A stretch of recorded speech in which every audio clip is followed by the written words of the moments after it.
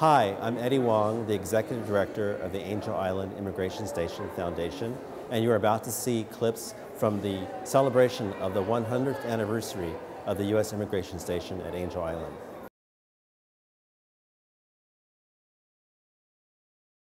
Thank you for being here, everyone.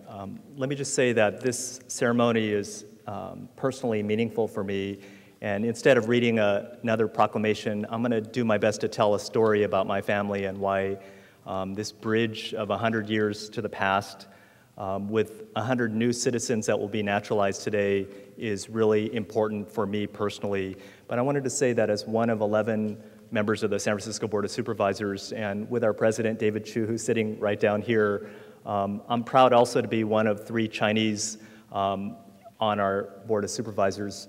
And I don't only see my role as representing kind of the history and experience of Chinese Americans, but also bringing that to enrich kind of all of San Francisco.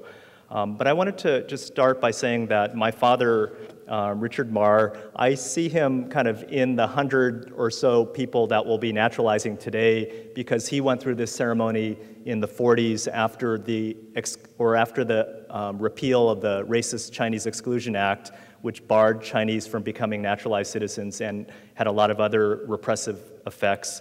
But I see my dad in many of you. My dad also immigrated through Angel Island between that 1910 and 1940 period, along with 500,000 other, not just Chinese, but all kinds of other immigrants that came here with their own stories and experiences as well. And I also wanted to say that deeply I feel connected to my Chinese roots. And I thank people like Phil Choi and Him-Mark Lai and Chris Chow and many of the activists that fought for many years to preserve the history of Angel Island Immigration Station. So I'm so grateful for Eddie Wong and Buck and everyone that contributes so much to the foundation for bringing us all together.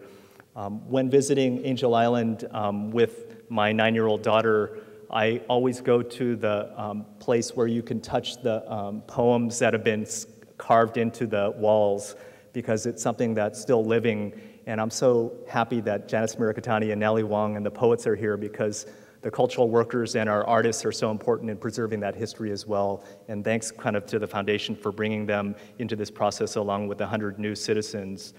I also just wanted to say that my dad, and again, kind of as a naturalized citizen and as an immigrant, he instilled in me and my family kind of a sense of serving our community, serving the people. And I think that's, to me, when I go to Angel Island now, or kind of when I started going 25 years ago, it instills in me pride about service to the country, but also committing ourselves to uplifting our communities and really working with other people as well that are fighting for social and economic justice as well. So to all of the people here, I wanted to say that San Francisco's Board of Supervisors, the 11 of us, with our president David Chu, David Campos, Carmen Chu and John Avalos kind of were the main authors of the resolution. But the punchline of the resolution was that we're declaring today, January 21st, 2010, Angel Island Immigration Station Day.